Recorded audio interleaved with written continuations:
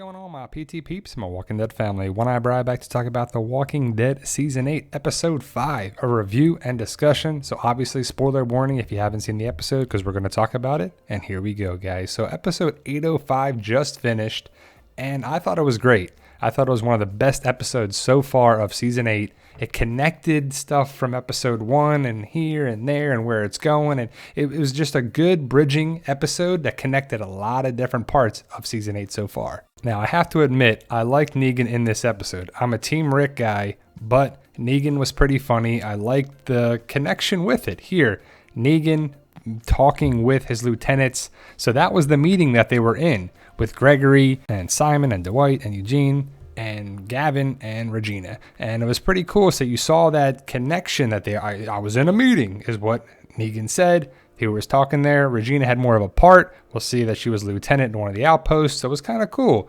The whole Gregory connection, it definitely settled and answered a lot of stuff there. Going forward, you see that Negan is the glue that controls the Saviors. And if and when he goes down, it's going to be very interesting to see what happens with the workers and the Saviors. Negan, Father Gabriel, and remember, it was not days went by, it was happening simultaneously. We just finally caught up with it. So it wasn't like they were in that trailer for a long time. He rushed Father Gabriel pretty quickly. I still think Negan should be limping around a little bit. He got shot in the leg if you watch episode 1. But they're done with that. Negan's fine, moving forward. But overall, the Father Gabriel, Negan, there was a lot of that. And it was borderline like, all right, enough of this. But it was pretty entertaining how they did it throughout the episode. There was always little something going on, and the confessions, and Father Gabriel and Negan had their connection, and just it was kind of cool. And I like the fact when Negan punched Father Gabriel in the face, it was just like, dude, it was pretty funny.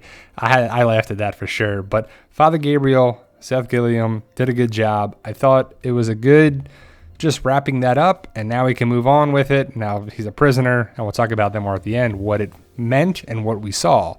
Daryl and Rick went over to the guy from the Humvee, the Savior, that told them basically that the kingdom has fallen. There was 3 people that lived, Jerry, the badass Carol basically, and Ezekiel. And then all stuff fell apart with Simon and Dwight, and people were thinking it was Eugene, and they still think it's Eugene and Gavin and Regina and Arat in the background. You know, she didn't have any lines, but she was there. And, you know, Dwight was sticking up for Eugene, and you could see that part connection coming forward. And Eugene and Dwight have to come together with the doctor and Father Gabriel and the workers. That's going to be huge. We'll see if and when it happens. You know, Eugene is going to be a big part, I would assume. Dwight and Simon were fighting who's going to lead, and Simon can't lead. Simon wants to beat everybody up and slap everyone around, but Negan is clearly the person who everyone turns to. We could see that. Eugene saw the thing what I got from the Eugene-Dwight encounter in Dwight's room with the chess piece is that it's still wet. It's not ready yet. We can't strike yet. We can't move yet. We can't move the pieces around. We can't use the pawns just yet, would be the workers. So they're not there, but in time, they will come together and move forward like that. So that's what I got out of it. I would assume that Eugene and Dwight and Father Gabriel and Dr. Carson will eventually get the workers on their side to overthrow Negan.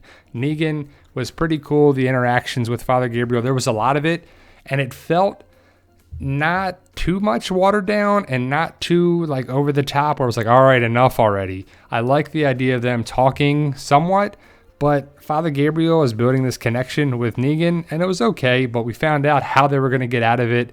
And I guess Negan knows everything in this world of the zombie apocalypse. He knows to use the zombie guts. He knows how to do all that stuff, and that's what they used. So that was a callback to earlier seasons, season 1, season 6, anytime they do it, which is pretty cool. Now they're out building forward towards the war. Then we got to the Rick and Daryl thing. We knew it was coming from the spoilers, and it was crazy to think of it, but Daryl definitely won. And I had to laugh when Rick was like, chokeholds are illegal. It was pretty funny, the interaction to it, and they're clearly brothers together. I don't think this is going to strain the relationship, but you could see Rick's side and you could see Daryl's side. I just wish Daryl left with the explosives because the Humvee went up in flames and exploded, and there was explosives and dynamite and all in there. So I would assume the 50 cal is done, the explosives are gone, and Rick threw the bag of explosives towards the Humvee, and it's all gone now. So that's all done. Daryl rode off into the sunset wherever he was going, and Rick, we know where he's going as well. So the 50 cal basically was useless besides killing the kingdom. That's gone now. So it kind of sucks. Overall, the weapon is gone. I don't know if they have more of that, but we'll see how it goes down. That was the funny part right there when Daryl and Rick were talking. The Jeep is dead, which made sense because it got blown apart by the 50 cal, shot into the actual engine. So it's dead. So Rick started walking, and we knew where he was walking towards the end of the episode. And Daryl, I don't know where Daryl's going, if he's going to the sanctuary to fight or this or go somewhere. But I like Daryl's plan, using the dynamite to blow parts of it up. But then you could see Rick's side as well. So they did a good job with that part of the writing where you saw Rick's side. Like, the workers may actually rise up against us when they would be on our side if we just let this go. But some of them are on Negan's side, as we saw. The helicopter that we saw in the sky, what's that all about? I'm interested in that. Is the Saviors have a helicopter? Do the trash people have a helicopter? And I remember seeing a helicopter pad, I believe, at the junkyard last season. Negan used the blood and guts trick with the walker goo around there too, which, is pretty gross, but it works. They got out of it, and that was their little callback, I guess. The workers are definitely there for the taking. They said it specifically in the episode too, that there's more workers than lieutenants, obviously. So the uprising is there.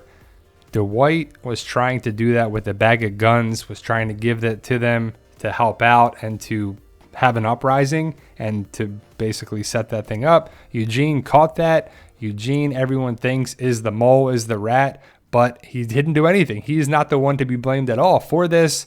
Simon was not having it. Regina just capped that person. Everyone was kneeling as soon as Negan came in, so Negan still has the power. He has the numbers on the Savior side. I can't wait to see Negan and Rick interact. You haven't seen that? Did you catch that Father Gabriel went down on a knee too? He was like, I guess this is what we do here. So he just joined in on it. And it'll be interesting to see Father Gabriel and Negan interact again down the road. Negan, the lieutenants, Gavin, they definitely know something's up. And you could see when Negan was talking with Eugene, is like, look, I can help you out. You got my back, I got your back. Simon, Gavin, Regina, those people are definitely going against Eugene. They're not thinking he is trustworthy at all, even though he actually is in the situation. But I think Eugene has to turn the tides against them. He's feeling the pressure for it with the guns, with that. So we'll see what happens with Eugene and Dwight, and the uprising eventually has to happen like the comics.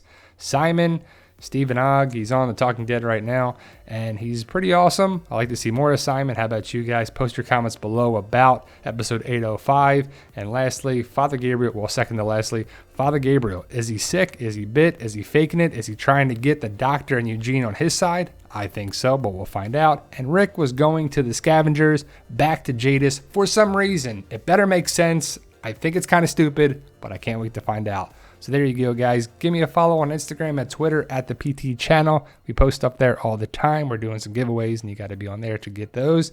Walking Dead community Facebook page and group. We post up there all the time. Be a member of that. Everybody's welcome. My book series, book 4 will be out very soon this week for sure. Books 1, 2, and 3 available now. Amazon.com, BarnesandNoble.com. And if you can, guys, hit that subscribe button. Tell your friends, tell your family to help us achieve our goal of 100,000 subscribers. You guys are awesome. Post your comments below what you thought of episode 805, and thanks for watching, guys.